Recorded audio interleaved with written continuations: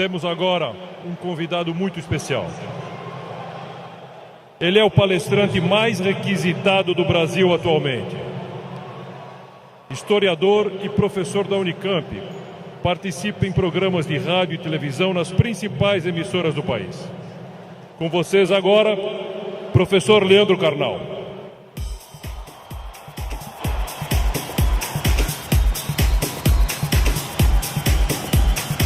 Boa tarde. Muito boa tarde. Um imenso prazer estar aqui no Rio de Janeiro. Bem, obrigado. Obrigado. Obrigado. Muito obrigado. Ainda bem que eu não sou tímido. É um imenso prazer estar aqui no Rio de Janeiro, cidade que eu amo tanto. E é um imenso prazer falar sobre o tema que nós vamos falar agora. O tema que nós vamos falar agora, se eu for feliz, e vocês receptivos, como parece que são bastante, se eu for feliz e vocês receptivos, corre o risco, temos a chance de que seja um tema que transforme a vida de vocês. Por quê? Porque eu vou falar naturalmente de autores que eu estudo há 30 anos, eu vou falar das coisas que eu me dedico na universidade, eu vou falar de muitas coisas que vocês encontram nos livros. Mas, minhas senhoras, meus senhores, eu também vou falar das coisas que eu aprendi nesses 54 anos de vida, nesses 35 anos de magistério, e que eu tento transmitir através de livros, vídeos, programas e outras participações. Então, em primeiro lugar, vamos pensar numa pergunta que parece uma pergunta estranha, mas é de longe a pergunta mais importante. Por quê? Porque, obviamente, se num domingo à tarde eu tenho diante de mim esse imenso auditório, se num domingo à tarde eu tenho tanta gente que está aqui, é porque vocês estão dando uma resposta a essa pergunta. Vocês querem ser felizes. Vocês estão respondendo a uma questão importante sobre a realização da vida. Quanto mais consciente for essa resposta, quanto mais você tiver consciência do que você quer e do que você é, mais chance você vai conseguir de ser feliz. A pergunta que eu vou fazer, eu sei a resposta, porque eu estava ali atrás ouvindo essa maravilhosa rave aqui. A pergunta eu sei a resposta, porque nós estamos num clima de alegria, de entusiasmo. Entusiasmo é uma palavra linda, vem do grego cheio de Deus, entheos. Cheio de Deus, entusiasmo. Mas eu vou começar fazendo uma pergunta que eu sei a resposta. É típico de professor isso. Se eu pergunto aqui nesse ambiente entusiasmado, com 27 mil pessoas cheias de energia, se vocês são felizes, eu sei a resposta. Pergunta, nesse momento, quem nessa distinta plateia se considera uma pessoa feliz? Acaba de falir o laboratório do Prozac. Não haverá mais depressão no planeta Terra. Bem, é óbvio que a felicidade de vocês é notável. Se eu fosse cego e surdo, eu sentiria a vibração do auditório. Porém, agora começa a função chata do filósofo. Amanhã, quando vocês estiverem afônicos, semi-surdos, amanhã, quando vier mais uma segunda-feira e mais uma, amanhã, quando vocês lerem os jornais, que são a coisa mais broxante que existe hoje no planeta, ler manchetes de jornais, amanhã vocês estarão talvez não tão entusiasmados quanto hoje, e daqui a 15 dias talvez um pouco menos, Mas esse é um momento em que o entusiasmo é lógico. Então a minha pergunta é para médio e longo prazo, porque eu estou falando de um dos momentos mais difíceis da história do Brasil. Eu estou falando de um momento complicado. Ok. É para eu falar mais próximo do microfone. Eu já acho que eu estou berrando, mas... Num momento da história do Brasil onde existe uma dificuldade imensa. Eu não vou citar o nome dessas pessoas, porque dizem que o simples nome atrai energia negativa para o ambiente. Vamos chamá-los de Voldemort 1, Voldemort 2. Bem, muito difícil que eu consiga pensar, porque da mesma forma que nós temos um momento político difícil, nós temos um isolamento enorme neste país, e as pessoas quase todas estão fechadas sobre seus aparelhos, estão fechadas sobre aquilo que estão lendo e vendo, estão mais olhando suas telas do que outras pessoas. Há um individualismo enorme, crescente, há um individualismo que nos domina nesse momento, sem sombra de dúvida. E eu vou traduzir esse individualismo nessa piada. Um homem tenta advertir uma senhora que se encontra em rumo de colisão e grita o núcleo duro da mensagem, vaca, porque ele não tem tempo para elaborar uma frase, ele não tem tempo para dizer, cuidado, ó senhora, haverá um choque. Então ele grita apenas vaca, e ela que não olha para o rosto dele, e ela que não vê que o rosto dele é de preocupação e não de insulto, ela se vira e insinua que o casamento dele é uma sociedade aberta e não fechada. Bem,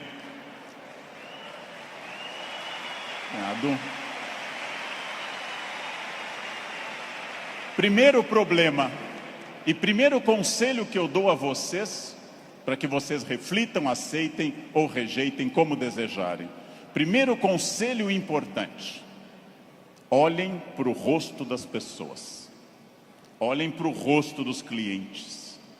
Olhem para o rosto de quem está comprando, porque o rosto humano é um livro poderoso que traduz tudo. O rosto humano lhe diz, eu estou adorando, eu estou detestando, eu estou entediado, eu estou entusiasmado.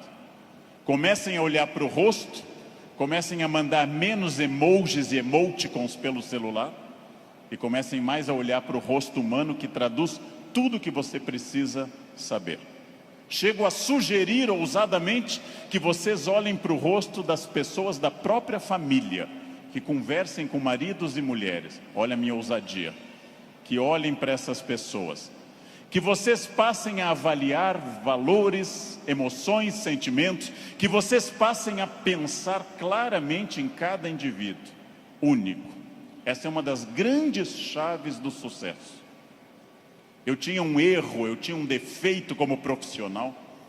Há alguns anos eu entrava num grande evento como esse pensando o seguinte: acabei de chegar de Foz do Iguaçu, dei palestra lá, amanhã eu tenho que estar cedo em São Paulo, depois eu vou para a Bahia, depois eu tenho que voltar correndo da Bahia porque eu tenho aula na terça-feira de manhã cedo em Campinas, e eu vivia no compromisso seguinte, eu vivia no momento seguinte.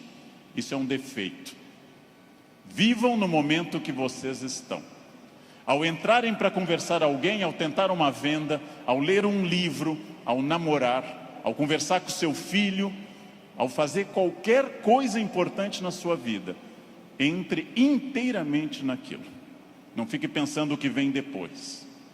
Faça daquela experiência única e que a pessoa que está com você não entenda e não sinta, em hipótese alguma, que ela é um obstáculo ao seu horário, que ela é um obstáculo à sua realização. Entreguem-se a isso. Quais são os meus valores? De novo, parece uma pergunta estranha, mas é uma das perguntas mais importantes que nós temos. Qual é o seu valor? Qual é o seu valor principal? Qual o seu valor auxiliar? Que faz você se emocionar O que move seu coração, o que impulsiona seu despertar? Quais as ideias que você tem mais fortes pela manhã? Com que você dorme pensando em quem? Estes são seus valores. Decidiu que seus valores são família, dinheiro, um equilíbrio entre os dois? Decidiu que seus valores são viagens, família, dinheiro, um equilíbrio entre os três? Perfeito. Definido o valor, procure este valor obsessivamente, sem cessar em nenhum momento. Há mais de 40 anos, quando eu estava estudando línguas inclusive, eu ouvi várias pessoas dizendo sempre que era muito esforço. Quando eu fiz a faculdade, evitei excesso de festas, evitei maconha, o que num curso de humanas na USP é um isolamento muito grande. Não pegava ninguém. Evitei coisas, foquei no que eu queria. Eu estou aqui para estudar. Eu estou aqui para estudar muito. Depois continuei estudando e fiz mestrado e doutorado, fui morar fora, aprendi línguas e sempre mirando no meu valor. Meu valor é ser um profissional de excelência. E não apenas excelência média, de grande excelência. Então, eu mirei desde o início, gente. Eu mirei na ideia que eu quero ser Alexandre o Grande, não Alexandre o Médio, nem o Pequeno. Não quero ser médio, não quero ser a pessoa legalzinha. Por incrível que pareça, e até vaidoso que possa parecer a vocês, mas isso foi um lema de vida, desde muito cedo eu disse, eu quero ser, se não o melhor, um dos melhores professores do Brasil. Um valor alto, vaidoso. Só que eu aprendi que mirando alto, às vezes a gente consegue um pouco menos. Se você mirar baixo, você consegue ainda menos. Mire alto. Não tente ser o melhor vendedor do condomínio, é muito pouco. Não tente ser a melhor pessoa da rua, é muito pouco. Mirem alto. Mirem alto e busquem isso. Eu quero ser o melhor vendedor do Brasil. Simplesmente isso. Se alguém acha que não pode, ache os instrumentos para poder. E aí um outro conselho importante. Querem saber quando está dando certo? Querem saber quando o projeto de vida de vocês acertou no valor? São aqueles semi-amigos. Semi-amigo é o inimigo que lhe abraça. Chegam a você e lhe dizem, você tem sorte, né? Nossa, você tem muita sorte. Prestem atenção nessa frase que o tio Leandro vai dizer. Sorte é o nome que o vagabundo dá ao esforço que ele não faz. Então, sorte existe? Sim. Eu não controlo tudo. Eu não sou Deus, eu não controlo tudo. Por vezes eu estou em Congonhas, o avião tenta aterrissar e arremete. É para testar a força do esfíncter de vocês. Eu não controlo tudo, mas aquilo que eu controlo, e é bastante, eu sou sócio majoritário da minha existência, e para isso eu preciso de equilíbrio. Equilíbrio é fácil perceber quando está faltando. Se vocês não trabalharem, perderão a família. Se vocês só trabalharem, perderão a família também. Equilíbrio é um diálogo constante. Estou cuidando do meu corpo é funcional, o corpo tem que ser funcional. Eu tenho que sair do sofá sem auxílio de muitas pessoas. Eu tenho que ser capaz de subir uma escada sem tenda de oxigênio. O corpo tem que ser funcional até a idade que ele é funcional. Ou seja, equilíbrio é aquilo que nós estamos em plena crise. Estamos em plena crise. Só que há pessoas neste ano de crise que perderam. Outras se mantiveram e outras prosperaram. Então não é a crise que faz diferença, é a sua reação diante dela. A crise veio para todos os 206 milhões de brasileiros. Há pessoas que afundaram, há pessoas que mantiveram o que tinham, e há pessoas que hoje estão melhores do que estavam há algum tempo. É claro que hoje, no momento da crise, eu vou dar uma pista histórica importante. O que é crise? É quando eu tenho muitas perspectivas diante de mim. Só que a crise é aquilo que separa o amador do profissional. Todo mundo sabe dirigir numa boa estrada em dia de sol. Pouquíssimas pessoas sabem dirigir numa estrada com chuva à noite esburacada. A crise separa quem é bom de quem é ruim, o amador do profissional, de quem veio o mundo a trabalho ou a passeio. Todo mundo sabe, em situação sem estresse, ser calmo. Poucas pessoas são calmas em situação de estresse. Todo professor é ótimo se a turma for ótima. Poucos professores são bons quando a turma é resistente. Todo mundo pode vender para o cliente fácil. Pouca gente pode vender para o cliente difícil. É o cliente difícil que separa o amador do profissional. O outro não precisa. Importante.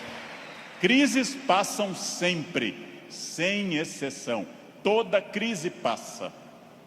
E aqui já vem a pergunta: onde você quer estar quando essa crise passar? Com quem? Onde você quer estar quando essa crise passar?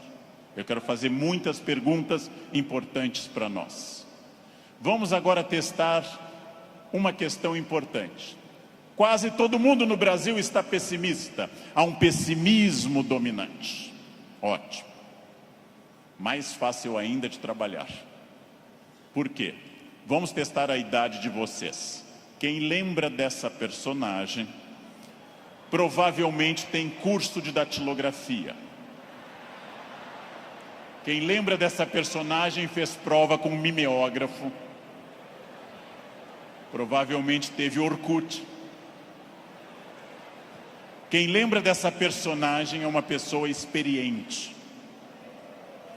Essa hiena, um desenho animado da década de 60 e 70, a hiena Hard ficava dizendo: ó vida, ó céus, ó azar. Ela era pessimista, porém tudo que a hiena dizia que podia dar errado, dava. Ela era pessimista, mas ela acertava. Por isso que eu quero dizer a vocês que o pessimismo pode ter alguns valores. Ele nos dá uma amostra dos riscos. É importante ter um pessimista na equipe, mas no máximo um, apenas um, que é o que uma equipe tolera. Quando alguém chega e diz: nós vamos dobrar o capital, dobrar o número de clientes, nós estaremos em mais 30 países até o ano que vem, o pessimista diz: calma, não é tão fácil. Pessimista é importante para levantar problemas, mas agora eu vou mostrar uma imagem daquilo que eu acredito. No barco está a hiena pessimista dizendo: lógico, o continente está longe, a desidratação é certa, há tubarões, essa vela é ridícula, esse remo não vai levar a nada. Ele tem razão, a hiena tem razão. Mas observem uma coisa: o pessimista faz um bom quadro dos problemas, mas não está fazendo, para dizer uma coisa elegante para uma plateia distinta, não está fazendo sêmen algum para mudar isso. Não dá para ser mais direto que isso à tarde, não é? Bem,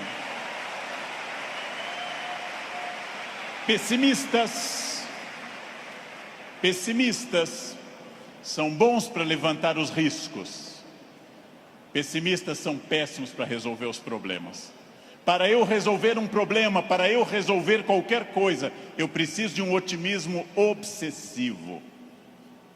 Se eu não for otimista, gente, eu jamais teria casado.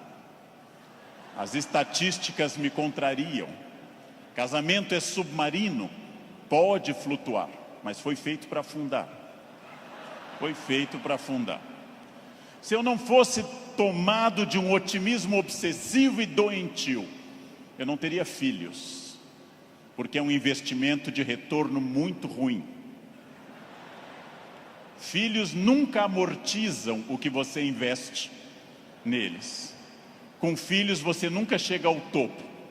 Pelo contrário, você vai investir centenas de milhares de reais e vai ouvir a frase: eu te odeio. Filho não vale a pena. Casar não vale a pena. Porém, se nossos pais não tivessem tido esse otimismo obsessivo, nenhum de nós estaria aqui hoje. Então, mais uma vez, um conselho forte. Ouçam os pessimistas. Para pessimista não vale a mãe é sempre otimista com vocês. Ouçam um cunhado é bom para isso. Ouçam o cunhado. Ouçam os pessimistas. Vejam o que eles têm a dizer, agradeçam. Enquanto eles falam, tenham aquela reação bovina. Ouçam. Depois agradeçam e comecem a trabalhar com otimismo total. É só assim que se cresce. É só assim que se consegue alguma coisa. Eu não sei quem governará o Brasil no ano que vem. Pela tradição republicana, o pior possível, mas ainda não escolhemos. Eu não sei, aliás, nem quem governará o Brasil no fim deste ano. Eu tenho total incerteza, mas quero garantir a vocês que, apesar da imprevisibilidade, há uma chave na mão de vocês chamada preparo. Quem daqui ler mais livros sobre técnicas boas de venda, estudar mais psicologia de vendas, quem tiver mais método, quem for mais otimista, quem for mais metódico, não sabe o que vai enfrentar, mas estará melhor do que quem não fizer isso. Não sei onde estaremos, gente. Não sei onde estaremos. Vejam, em nenhum momento na graduação de História e Filosofia, em nenhum momento fazendo mestrado ou doutorado ou estudando fora, eu imaginei que um dia eu teria a honra de falar para essa plateia tão numerosa e entusiasmada. Em nenhum momento. Jamais. E não obstante, ter estudado me trouxe até aqui. Ou seja, essa é a chave. Pergunta óbvia, onde você quer estar o ano que vem? Eu não sei o ano que vem, eu não sei 2018, eu não sei 2027, daqui a 10 anos. O futuro é sempre nebuloso. Gente que há 2, 3 ou 4 anos governava este país e tinha uma renda maior que todo esse auditório junto. Hoje está tendo uma hora de sol em Curitiba. Então, futuro é sempre oscilante. Porém, vamos transformar essas palavras. Substituamos passado por experiência, o que os trouxe até aqui. O presente, ação, esse encontro aqui na Barra. O futuro é estratégia, o que vai ser gestado nesse dia para o que vem pela frente. Se vocês pensarem em futuro como estratégia, entenderão que sim, o futuro é absolutamente imprevisível. Mas quanto mais estratégia eu tiver, mais eu vou controlar. A chuva vai vir para todos. Quem souber nadar melhor vai sobreviver. Esse é um dado óbvio. Bem, mas eu erro bastante. Eu, Leandro, sou hoje melhor professor, porque já errei bastante. Eu, Leandro, erro. Errar é humano. Lembrem que no nosso mito fundacional judaico-cristão, a primeira empresa do mundo chamou-se Éden, e o proprietário selecionou 2 funcionários, dali mesmo, não fez seleção externa, criou ali dentro do Éden mesmo. Deu apenas uma regra, fez uma semana de compliance e deu apenas uma regra. Só não pode comer uma fruta, o resto tudo pode. Foram lá e comeram. Foram demitidos por justa causa. Foram para o mundo, tiveram 2 filhos. Um matou o outro, Caim matou Abel. Primeira família do mundo, a mais próxima de Deus. 2 infratores, um assassino e um cadáver. Essa é a primeira família do mundo. Uma família que tinha tudo para dar certo, gente. Não tinha sogra, não tinha nora e não tinha genro. Uma família perfeita. E deu errado.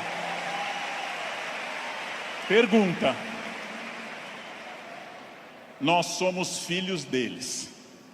Errar é humano. Significa que todos que estão aqui, com exceção dos mentirosos, já erraram. Só os mentirosos nunca erraram, porque são mentirosos e dizem que nunca erraram. Faz uma coisa que eu treino há mais de 50 anos diariamente. Eu treino andar. Faz mais de 50 anos que eu treino diariamente e eu tropeço. Erro é um recado. Erro é um recado enviado para dizer que você pode mudar de estratégia, tem que aprender, tem que ter cuidado. Erro é fundamental. Errou, não conseguiu, não atingiu meta, falhou, ótimo. Se você aprender, você será melhor. Senão será só um chorão. Aprenda. Aprenda com o erro, gente. Aprenda com o erro. Erro lhe tira da zona de conforto. O que é a zona de conforto? É aquilo que me deixa satisfeito, feliz. Zona de conforto é aquilo que estraga o meu desafio. Ostra feliz, diz Rubem Alves, ostra feliz não desenvolve pérola. A pérola é a resposta da ostra a isso. Por que a ostra faz uma pérola? Porque um grão de areia a incomoda e ela reveste com madrepérola. Sem isso a ostra não produziria pérola. Zona de conforto é aquilo que lhe deixa repetindo. Eu caso, e caso como todo mundo com entusiasmo, querendo cuidar muito, fazendo muito afago e afeto, e vou ficando mais confortável no casamento, passo a ficar mais tempo no sofá, passo a usar moletom, passo a beijar minha esposa na testa, sinal claro de declínio erótico. Passo a chamar minha esposa de mãe, que é para não ter nada sexual mais, porque com a mãe ninguém tem nada. Perco a atenção na roupa de baixo, e ela, ao invés daquelas lingeries lindas, de seda e renda, vermelha e preta, passa a usar bege, de algodão, lavadas com sabonete no box, dia após dia. E assim os dias vão se sucedendo, e finalmente chegamos ao ponto mais baixo da relação. Os dois passam a usar croque. Acabou. Acabou, gente. Não há sexo com croque, jamais. Bem, salvo se alguém aqui está de croque, é exceção do que eu estou dizendo. Fica muito bem em você. Fica muito bem. O que acontece com a zona de conforto? Eu passo a não querer fazer mais coisas certas nem com entusiasmo. Eu passo a achar que está bom estar no aquário lotado porque é conhecido. E eu não busco um aquário mais desafiador e maior. Tudo o que te agrada te engana. Tudo o que te seduz e te deixa confortável te conduz à mediocridade. Quanto mais você tiver desafios, mais você vai responder a esses desafios. Zona de conforto é muito curiosa, porque ela significa o fim da luta. Saiam da zona de conforto. Pensem seriamente que tudo está em mudança, tudo está envelhecendo, tudo está passando, tudo aquilo que não está se expandindo está encolhendo. Tudo aquilo que não está melhorando está piorando. Isso é a realidade do mundo. Se você não mudar o seu negócio, alguém mais jovem e mais dinâmico vai mudar. Nesse momento, alguém está tendo uma ideia de vendas melhor que a sua. Isto significa que quem se dedica a ser um profissional precisa permanentemente levar em conta essa frase: mudar é difícil, me ensinaram os norte-americanos. Mudar é difícil, não mudar é fatal. Mudar é difícil, não mudar é fatal. Isso é fundamental, gente. Tem duas opções: enfrentar a mudança, enfrentar o desafio e pensar: esse ano eu consegui isso, que bom, e agora? Ah, mas eu já falo inglês. Ótimo. Qual o passo seguinte? Eu já consegui a minha casa, perfeito. Era esse o seu objetivo material? Qual é o passo seguinte nos outros objetivos? Não mudar é fatal. Protagonismo é quando eu entendo que a minha vida não mudou por causa dos astros. Não mudou porque Mercúrio estava retrógrado. Não mudou porque Saturno está sob meu signo. Mudou porque eu agi. Mudou porque eu fiz alguma coisa. Protagonismo é isso. Não é fácil tomar essa decisão. Não é fácil olhar além do horizonte e perder essa ação reativa de quem simplesmente acha está faltando isso, está faltando aquilo. Não é fácil. Não é fácil essa transformação. A visão além do horizonte pressupõe racionalidade, pressupõe previsão. E eu venho de um país que eu amo tanto, este Brasil, apaixonadamente, um país que não gosta de ser estratégico. Todos os dias eu pego avião, gente, todos os dias, como hoje de manhã, como agora à tarde. Todos os dias eu enfrento raios-x e pessoas que passam, aí tem o celular no bolso e voltam. E eu atrás dessa pessoa envelhecendo. E a pessoa passa de novo, as moedas e volta. A botinha cafona com taxinhas, volta.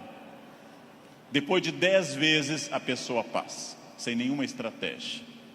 Chega à porta do Finger, a funcionária pede o documento e começa a procurar na bolsa ou na mochila o documento. Naquele momento, o meu já está em ângulo para mostrar para o funcionário. Essa pessoa acha o documento, entra no avião, vai até a metade e aí olha o seu ticket, 2A, e começa a voltar, contrariando a piracema que está indo para o fundo do avião. Estratégia é a capacidade de se antecipar à necessidade. Estratégia é estar pensando o seguinte: está dando certo a minha estratégia nesse momento? Ótimo. Está dando certo, já é passado. O que eu vou fazer no futuro? O que eu vou fazer para transformar isso? Racionalidade estratégica. Não existe destino.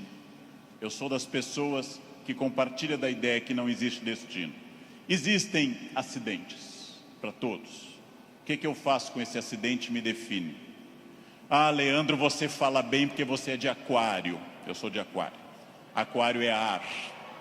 Pessoas de ar falam bastante. Gêmeos também. Você é muito ciumenta, mulher, porque você é de escorpião. Escorpião é tomado pelos ciúmes. Mas que marido exemplar? É câncer. Câncer é água. Chora até a inauguração do supermercado. Mas que chefe autoritário? Áries. Ele é de Áries. É muito autoritário. Que secretária organizada? Virgem. Virginianos têm toque com ordem. Muito bem. Isso é pensamento mágico. Sabe o que é pensamento mágico? Acreditar que a minha vida é determinada por uma constelação na hora do nascimento. Sabem o que é vaidade, que também atrapalha? É ficar pensando agora, por que ele não falou do meu signo até agora? Isso é vaidade. Será que ele vai falar do meu signo? Isso é vaidade. Bem, superem isso. Superem essa ideia de sorte, azar, destino. Introduzam a ideia de decisão, estratégia e trabalho. Sartre diz, o filósofo que morreu em 1980, Sartre diz: não importa o que a vida fez de você. Pausa. Importa o que você fez com o que a vida fez de você.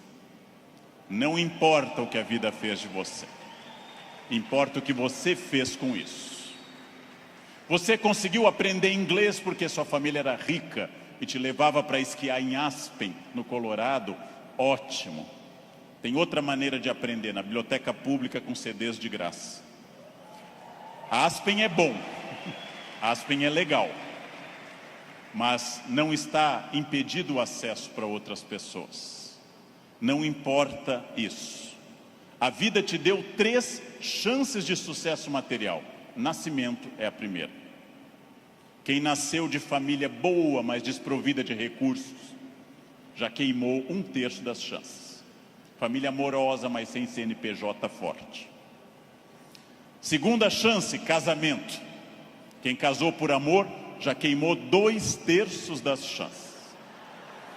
Casar por amor elimina mais 1/3 das suas chances. Sobrou só um, gente. Só um caminho. Trabalhar. Trabalhar bastante. Ou casar de novo. Ou nascer de novo. Eu já me convenci que é trabalho, que queimei os 2/3 iniciais também. Tenho família amorosa e muito trabalho pela frente. O que significa isso, gente? Vamos pensar. Eu não sou controlado. Eu não sou controlado pelo destino. É óbvio que eu não sou tudo e nem posso tudo e nem sei tudo, mas eu não sou controlado pelo destino. O primeiro exercício que eu quero que nós façamos daqui para frente é o seguinte: dentro do padrão do humano, eu não posso desejar imortalidade, está fora do padrão do humano. Tirando a rainha Elizabeth, ninguém é imortal no planeta Terra. A Beth é imortal, é uma Highlander. Eu não posso dizer, eu me cuido, você vai morrer igual. Vai ser um cadáver bem cuidado. Eu hidrato a pele, vai ser um cadáver hidratado, bonito. Eu malho todos os dias, um cadáver definido, bonito também. Muito bem. A não ser que vocês queiram evitar Alzheimer, aí o meu conselho é: comam bacon, pururuca, banha, isso evita Alzheimer. Vocês não chegarão à idade de desenvolver Alzheimer, vão morrer antes. Bem, não controlo tudo, não controlo tudo, não sou dono do universo, não posso impedir a morte que virá, mas entre o nascimento e a morte eu controlo muita coisa. Toda crença em destino, vocação, talento, é uma crença que tende a disfarçar o que de fato faz a diferença, e o que de fato faz a diferença é o esforço. Eu tenho uma sorte imensa quando as pessoas me dizem: Leandro, você tem sorte. Eu tenho uma sorte imensa, e essa sorte se repete diariamente, porque eu acordo às 4 da manhã. Essa é uma sorte diária. Basta eu começar a dormir o dia todo que a sorte se vai. Ninguém me controla, e eu acredito, como os filósofos gregos, que a vida pode ser mais racionalizada. Eu acredito que eu tenha condições de interferir na minha vida. Eu acredito que quando eu faço a pergunta o que estamos fazendo de nós mesmos, eu posso dar uma resposta objetiva e prática. O que eu estou fazendo de mim? É um momento para pensar. O que eu estou fazendo de mim? Essa é a vida que eu estou querendo levar? Com as pessoas que eu quero? A vida é muito curta, gente, é muito rápida, é muito passageira. E ouçam alguém de mais de 50. Depois dos 40 parece ficar mais rápido ainda. Parece que passa numa velocidade incrível. A vida é muito curta para que se perca tempo numa existência medíocre, numa existência pequena, numa existência fraca. A vida é muito curta para que eu tenha uma família que eu não ame, para que eu tenha um emprego que eu não goste, para que eu tenha um trabalho que eu não me dedique. Ela é muito curta para eu ser medíocre. É muito pouco tempo para isso. Perguntem o que estamos fazendo de nós mesmos e sigam o conselho que Sócrates fundou a filosofia ocidental: conheçam-se, conhece a ti mesmo, conhecimento de si. Sigam esse conselho, sigam essa ideia de saber quem vocês são. Se eu me conhecer, ninguém me ofende. Se eu me conhecer, ninguém me ataca. Já disse isso várias vezes na internet. Quando alguém me xinga no trânsito, eu tenho que saber se a pessoa está dizendo a verdade ou mentira, e nos dois casos eu não posso me ofender. Conheçam-se, saibam quem vocês são. O ano passado um aluno bateu a porta na minha cara e gritou: careca. O que eu vou dizer para esse aluno? Não, retire o que você disse, não, estou ofendido. Vejam, as pessoas têm direito a dizer o que querem, é um direito constitucional. Eu só me ofendo quando eu concordo com elas. Ataque é veneno. Veneno só funciona se eu tomar. Ataque é veneno, eu preciso tomá-lo. Então, se eu não tomar, o veneno não funciona. Já ouvi no trânsito de São Paulo e gravei um programa sobre isso uma vez, um café filosófico. Alguém me gritou, insinuando que minha mãe exercia atividade erótica remunerada. Examino a biografia de minha mãe, hoje com 80 anos. Na juventude ela está sempre com o rosto fechado nas fotos, como era própria daquela época, nunca sorrindo. Era obviamente uma mulher fiel, sempre triste, fechada, uma mulher de um homem só. Não ria, não tinha aquela pele brilhante da mulher que não é tão dedicada. No passado por virtude, no presente por falta de mercado, minha mãe não é uma prostituta. Então eu não me ofendo. Mas se ela fosse, e não é crime no Brasil ser, eu teria que dizer à pessoa, você conheceu mamãe? Você ia lá em casa? Não. Também não teria que me ofender. Segundo o xingamento mais comum e mais estranho, diz respeito à orientação sexual, que é mais estranho ainda, já que a orientação sexual não é xingamento, mas é uma característica de cada pessoa. Alguém insinua que eu seja de uma orientação sexual específica. Eu observo e penso, tenho 54 anos, é uma idade boa para você já saber seus orifícios preferidos. É uma idade que, grosso modo, você já sabe mais ou menos o que você gosta. E não haveria problema nenhum em gostar de outra coisa. Então eu digo, você está enganado. Seguindo o velho conselho do Rio Grande do Sul, onde eu nasci, por onde sai o feijão, não entra mandioca. Bem, mas e se fosse? E se fosse, sem problema algum, eu diria a essa pessoa também, você me conhece? Eu não lembro do seu rosto, mas eu olho sempre o travesseiro, quer dizer, eu não vejo, estou sempre na fronha, eu não lembro bem do seu rosto. Sem problema também. Quando alguém lhe xinga de velha, de feio, de babaca, de filho de alguma coisa, quando alguém lhe xinga até dizendo um time de futebol específico, que eu não vou repetir, resta você saber, a pessoa está certa ou errada. Se ela estiver certa, ela não está me ofendendo. Se ela estiver errada, está me ofendendo. A vida é muito curta para que eu perca tempo com babacas cheios de ódio. A vida é muito curta para isso. É muito curta. Evitem esse problema. Quem se conhece não se olha como Superman, e na verdade é o pateta. Quem se conhece sabe dos seus limites e explora esses limites ao máximo. Quem se conhece sabe, talvez eu não tenha vindo ao mundo tão bonito, talvez eu não tenha vindo ao mundo tão alto, tão rico, tão hábil em línguas. Eu posso fazer muito com isso, muito. Posso esticar esses limites ao máximo. É fundamental conhecer-se. Sempre, sem exceção, sem nunca perder de vista que consciência é a chave da transformação. Consciência é a chave de todas as transformações. Respostas claras, objetivas para a pergunta que eu fiz no início. O que eu quero? Onde isso vai me levar? Quem sou eu? Isso me torna ou não feliz? Consciência. Controlar a vaidade. O principal elemento de descontrole de uma vida. Trabalhei para homens muito importantes nesse país, trabalhei com pessoas fundamentais deste país, e quase todos com o mesmo pecado, o pecado da vaidade, o pecado fundacional da humanidade, o de Lúcifer, o pecado de se achar mais do que é, e de achar que os outros concordam com isso. Mire em ser mais do que você é, mas saiba exatamente quem você é, para que o mundo não precise lembrá-lo disso com frequência. É melhor que qualquer pessoa, cobramos mais o corpo com roupas e alguém diga, nossa, você está muito bem, poderia deixar mais alguma coisa à mostra, do que alguém que diga, vai colocar uma burca, meu filho, tá demais. Quer dizer, esperem, saibam quem vocês são, saibam quais as lutas que valem a pena. Por quê? Porque a vida oferece algumas lutas muito boas. Família é uma delas.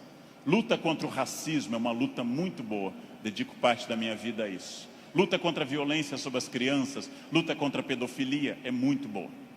Essas lutas são boas, merecem toda a nossa energia, merecem todo o nosso empenho, talvez até a vida. As outras, não. Não. Escolham a luta, gente. Escolham as lutas. Não é boa luta o trânsito. Não é boa luta. É ridículo brigar no trânsito. A pessoa pode estar simplesmente louca, drogada ou armada. Não lutem no trânsito. Não percam um projeto de vida por causa de um louco. Não lutem em família, dentro da família. Família é como herpes, volta sempre. Volta sempre, gente. Você brigou agora, no próximo Natal tem de novo. Não adianta brigar. Escolham as lutas. E quando alguém lhe ofender na sua rede social, bloqueie, apague ou ignore. Rede social não é um bom espaço de luta, é perda de tempo ficar brigando em rede social. Escolham as lutas, gente. E aqui um detalhe, uma campanha. Falando no Brasil inteiro, eu estou lançando uma campanha, gente. Pelo amor de Deus, parem de dar bom dia em grupo de WhatsApp. É a minha campanha. É minha campanha. Se alguém der bom dia, apaguem simplesmente e pronto. Pronto, falei. Escolham as lutas. O mundo inteiro hoje está centrado em duas coisas: parecer, através de redes sociais, e ter. Ter é bom, se representar que eu vou melhorar com isso. Ter para ser, ter para parecer é ruim. É bom eu ter conforto, é bom eu ter algumas coisas materiais, desde que eu saiba que elas servem à minha felicidade, e não eu sirvo as coisas. Ter e parecer não se confunde com ser. É uma palavra difícil, eu sei. É uma palavra complicada, essa tal de felicidade. Epicuro, filósofo, que eu adoro, dá uma norma muito clara. Viver não é um fardo. Não viver não é um mal. Logo, diz Epicuro que nós devemos honestamente morrer e honestamente viver. Como eu posso ter medo do que é inevitável? Viver é um desafio constante, diário, não é um fardo. Não posso acordar como um condenado, não é um fardo, é bom.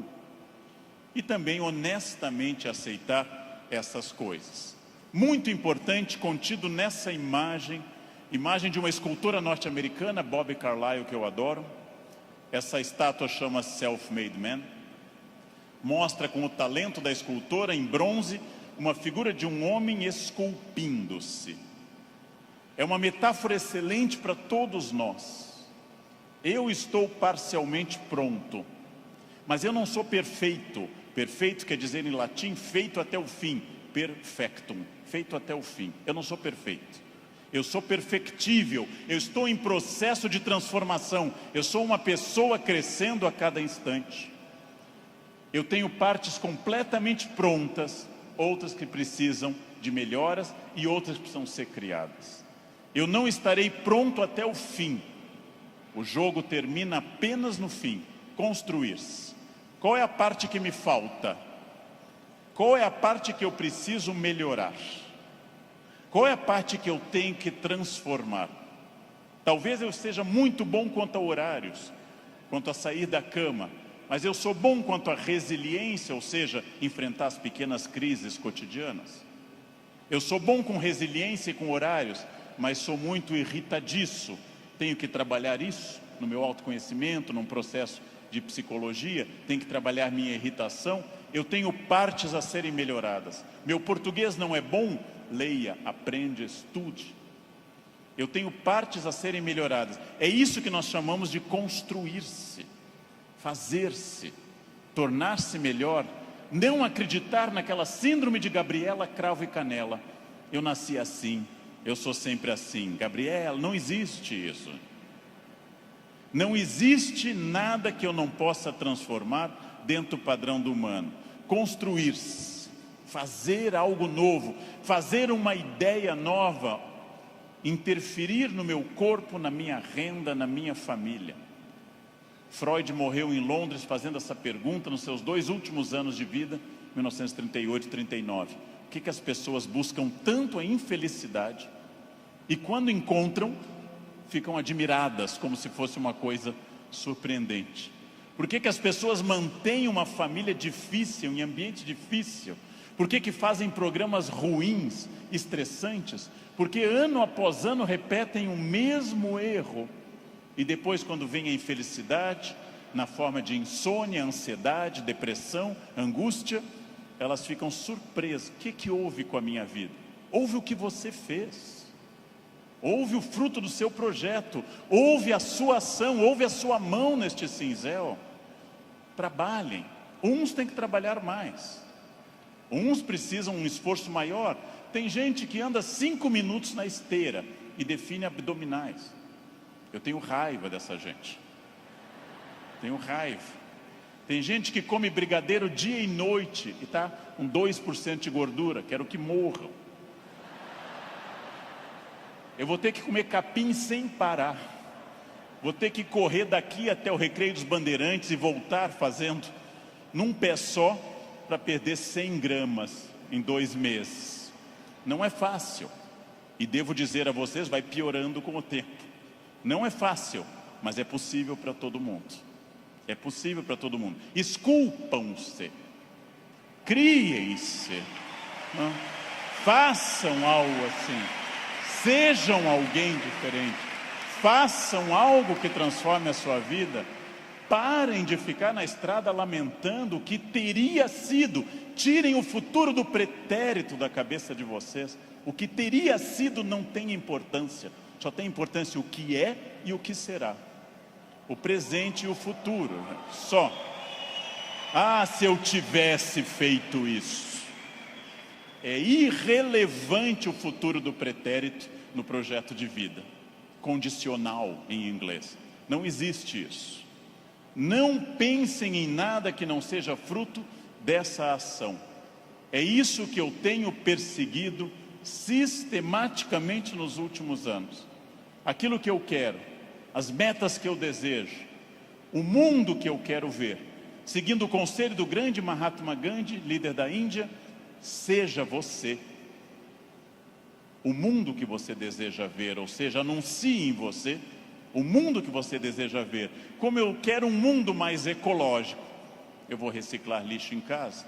Como eu quero um mundo mais humano e mais educado, eu serei mais humano. Como eu quero um trânsito mais cidadão, eu serei um melhor motorista. Como eu quero combater a violência entre as pessoas, eu serei menos violento. Eu sou a transformação que eu quero ver no mundo.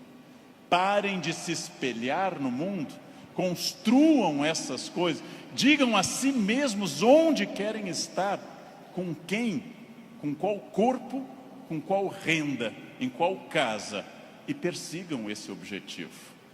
Persigam esse objetivo. Pronto, simples.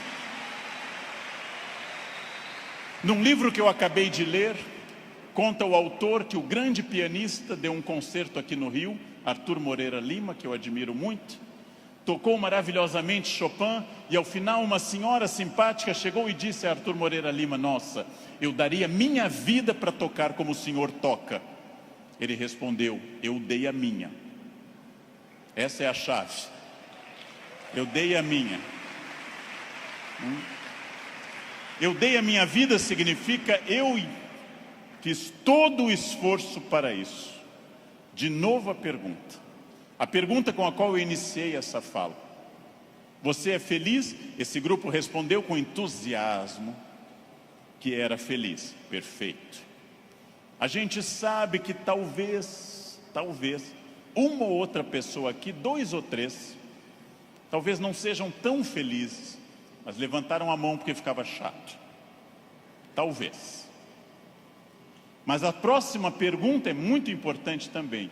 Se há algo que me incomoda, em qualquer campo, se há algo que me perturba, se há algo que me tira o sono, se há algo que eu poderia melhorar, se eu quero um outro modelo, o que pode ser feito a partir de hoje para mudar esses pontos complicados? Em janeiro eu me reuni com os meus alunos E um deles me disse: depois do carnaval eu vou estudar francês. E eu disse: você vai desfilar? Você é destaque em alguma escola? Você vai trabalhar na escola do samba, na cidade do samba? Não, então começa essa noite, e não depois do carnaval. Essa noite. Não depois do carnaval. Segunda-feira eu vou perder peso. Não. Hoje. Vão a pé para casa. Começa hoje. Eu preciso ir até São Paulo a pé essa semana. Vocês não podem pensar nisso para depois. Eu tenho um assistente que, vendo tudo que eu faço para o Natal em família, eu gosto muito da festa de Natal, sou um fascinado pelo Natal, adoro festa de Natal. Ele disse: nossa, como eu gostaria que o Natal fosse assim lá em casa. E eu perguntei: e o que você acha que acontece para ser assim na minha casa? Anjos descem dia 24 e trazem a ceia e as atrações prontas, ou você me vê desde outubro no telefone indo atrás disso? O Natal será o que você quiser que ele seja. Será o que você quiser que ele seja. Se o seu Natal é depressivo, se o seu Natal é aquele que toca Jingle Bells e você chora, se o seu Natal é depressivo, é uma escolha sua, respeitável. Você gosta de Natal assim. Se o seu Natal é alegre, é uma escolha sua. Isto vale para tudo que vocês decidirem. O que pode ser feito para mudar os pontos complicados? Onde eu posso transformar quem eu quero ser daqui para frente? Eu digo isso sabendo que é fácil dizer e é complicado fazer. E o que eu ganho se eu for estratégico, consciente? O que eu ganho se eu tiver autoconhecimento? Estou recapitulando o que eu falei. E o que eu ganho se eu fizer as perguntas certas e me esforçar para atingir esse objetivo? A resposta disso é óbvia, é a vida plena.